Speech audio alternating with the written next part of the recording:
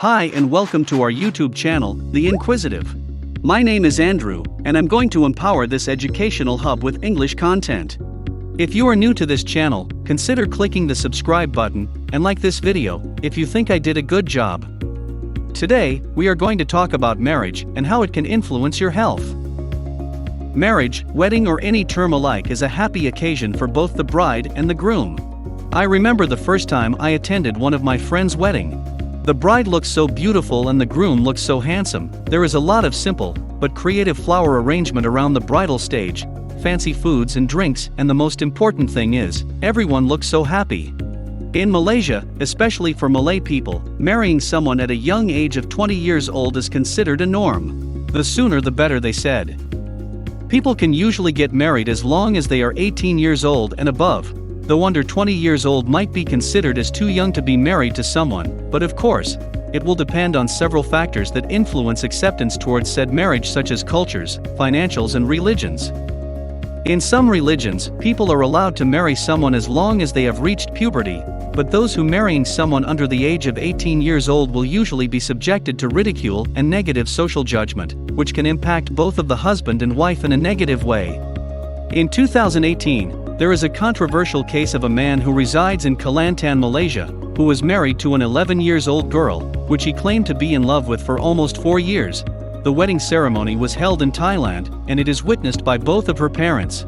In one news article, he said that he wanted to help the girl's family, financially, and took her as his third wife without the permission of his other wives, so that it would be convenient for him to meddle with the girl's family affairs.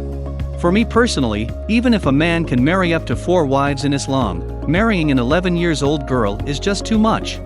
He can help the girl's family as much as he wanted, but don't ever use it as a reason to justify his own predicament. I'm sure there are other ways to help them. I would rant this for as long as it is needed, but this video is never intended for such purposes.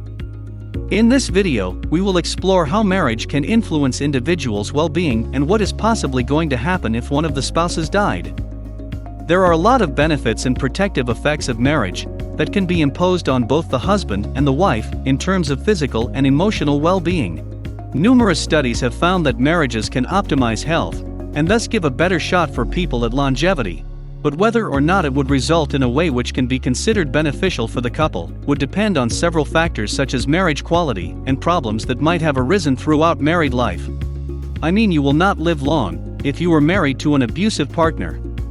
Regardless, according to a review journal written by Lascaux and Walzer in 2013, marriage is especially important for women, as it has been somewhat central to their roles.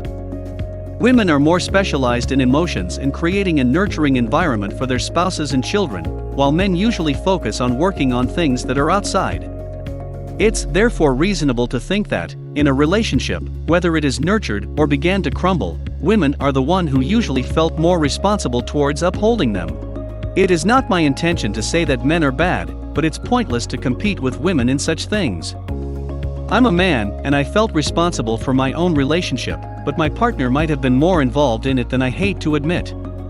We have a certain degree of awareness regarding responsibilities towards our relationship, but it's better for us to focus on something that we are actually good at, trying to maintain the integrity of our own relationship through other means.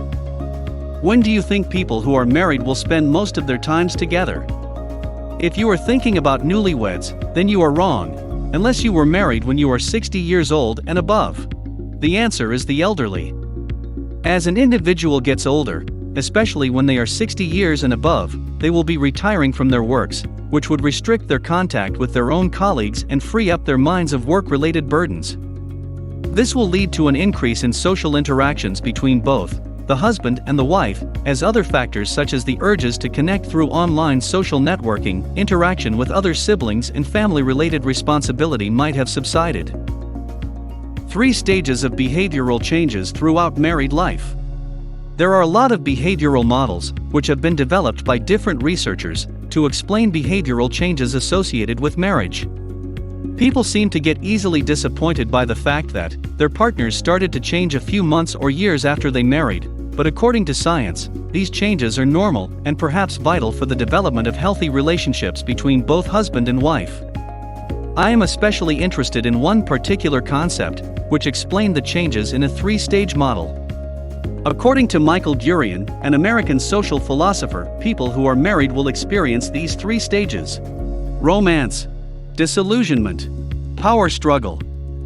It seems simple compared to the other marriage-related behavioral models, but it is important for us to understand that, even though when you found someone who kinda clicked with your attitude, or what you have been wanting in a woman, a man's brain and a woman's brain is quite different when it comes to accomplishing certain tasks which include loving someone. The key is to bring these differences together in order to achieve a happy, long-term marriage. First, behavioral changes. Romance. People want to be happy, and being in love with someone else can certainly give a sense of being so. It's a fact that during this stage, a love hormone, or usually known as the cuddle hormone, called the oxytocin, is at its peak. For those who are not familiar with this kind of hormone, oxytocins are usually secreted by the pituitary gland, specifically by the posterior lobe, to exert different effects in both men and women. In women, oxytocins are important in birth processes, as it helps them during labor by providing a degree of uterine contraction to facilitate the delivery. It's also a hormone which is responsible for allowing a baby to suckle out milk from their mother's breast. People rarely know that a surge of oxytocins during pregnancies can affect mothers' behaviors in a certain way after the baby has been born. In other words, a mother would behave differently to a certain degree, partly because of the level of oxytocin during her pregnancy. A study which has been published in the Journal of Psychological Sciences in 2007 has found that mothers with high level of oxytocins in their circulatory system during the first trimester of pregnancy are more likely to engage in a bonding behavior with their respective child, like singing to them, caring for them earnestly, and frequently plays with them. It's actually unfair and most of the times, not true, to relate people with low level of oxytocins during pregnancy with poor capacity for them to care for their children, but oxytocins seem to motivate both the mother and the child to bond with each other, while forming some kind of mental connection between them that will certainly make the job much easier. Oh, by the way, when we are interacting with babies, their oxytocins will rise too. It's then reasonable to assume that oxytocins play an important role in motivation, social connection, hence, romantic relationship between two people. What about men? Oxytocins seem to have some kind of fidelity effect in men when they are supplied with enough of those hormones. I think I remember reading somewhere on the internet, among all of the journals for this video, about a study that concluded a high level of oxytocins in men can strengthen their fidelity towards one partner. In that particular study, a group of men was given a nasal spray of oxytocin, while the other was given a nasal spray of saline solution. After that, they were placed in a room full of attractive women. The group which received nasal sprays of oxytocin seemed to sit further away from women, compared to those who were receiving placebo. Mind you, all of the subjects are in some form of relationships. The oxytocin being given seems to bolster the men's fidelity towards their respective partner. During the first stage of marriage, which is called as romance phase, the level of oxytocin is at its best. We love to speak with each other, feeling motivated to help each other, no matter how bad the situation is, and sure, flaws or any irritating qualities seem to be hidden. Oxytocins will become the biological motivational booster that will allow you to feel satisfied with the woman you are currently in love with. You will find more similarities between each other than differences, but it's worth noting that, although people who are in love seldom noticed, the difficult part of the relationship will soon emerge. It is therefore biased to compare a successful relationship by measuring how happy they are solely. Second, behavioral changes. Disillusionment and power struggle. Even though disillusionment and power struggle is classified under two different stages, in my opinion, there are some degrees of overlapping when we consider where they are in the relationship timeline. During the disillusionment stage, the hormone oxytocin will start to wear down, which would accentuate the partner's negative behaviors. These changes would usually be compensated by a stage, called the power struggle, whereby either one of the partners will try to change said negative behaviors of the other partner back to how it was in the romance phase, to restore the level of oxytocins back to its former peak. Oxytocins seem to play an important role in maintaining feeling for each other, and you were addicted by it. People seem to forget that they are different. Men and women accomplish things in a different way, in which the method to achieve such solutions might have been unacceptable for another. Women will start to feel rejected, especially when their partners were no longer interested in conversing with them like they used to do, and men can't seem to understand why she nags all the time. There are some patterns of behavioral changes that took place after the romance phase has subsided, for both husband and wife, which could have stemmed from their own learned behaviors of different genders. Men will prefer to have more independent activities, and women will start to socialize more with their friends and neighbors.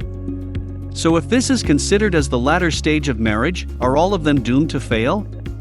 Not necessarily. Being committed or responsible for a relationship is often difficult than people thought it is. The key is to understand, despite all of the similarities that we seek during the early phase of marriage, we will end up finding a lot of differences between one another. It's natural for them to behave in that particular way, and it is often irreversible. Trying to raise your satisfaction by changing the other behaviors would often lead to complications, abuses, or worst, dissolution of marriage. It is worth noting that the level of our oxytocin would only increase if we seek to discover new things about your partner, rather than trying to change them. For those things to be accomplished, both need to be willing to compromise. True love kills, the widowhood effect. Does being married could lead to a healthy life? Probably. There are a few studies which have been conducted to measure the happiness level and well-being among couples, but there are a lot of limitations and for some, inaccuracies. The opinion of whether marriage can lead to a healthy life or not can stem purely from experiences, especially if people who are being questioned were raised in an abusive relationship. Among all of the health issues that could have arisen from marriage, the widowhood effect is probably one of the most interesting phenomena, which could have signified emotional well-being is one of the factors that could have been bolstered through marriage. The effect seems to occur for both genders. It is a condition whereby the probability for a person of either gender to die increases following the death of their long-term spouses. The mechanism that could have led to the death is poorly understood, but some studies indicate that it is related to some sort of pathological grief-related mechanism. The effect is notably profound among elderly people. The golden period for people to become grief-stricken that might went pathological is 6 months. According to a study conducted by Martikainen et al. In 1996, for the first 3 months, the risk of death was estimated between 30% to 90%, which would depend on various factors, such as the mechanism of death, any unresolved issues, comorbidities, etc. After 3 months, the risk was estimated to be around 15%. A large-scale study which was conducted in 2008 by Felix Elward et al. Has found that among 373,189 couples, around 318,000 couples experienced death from 17 causes of death within 9 years.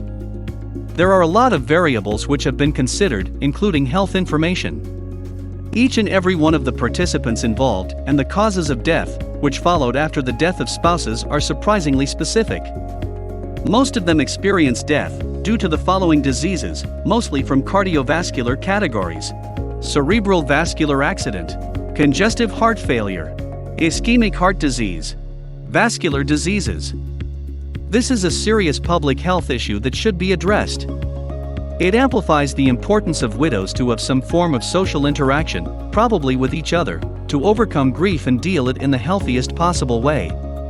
Obviously, since we have, probably, acknowledged that men and women both have different ways of perceiving issues, they were affected by a different kind of reasons of their spouse's death. Men are usually affected by how their spouses died, for example, accident or being murdered, while women concerned that their spouses died, regardless of the reasons. It is the anticipatory death that influenced both genders all the same. If they have times to prepare, there will be less consequences.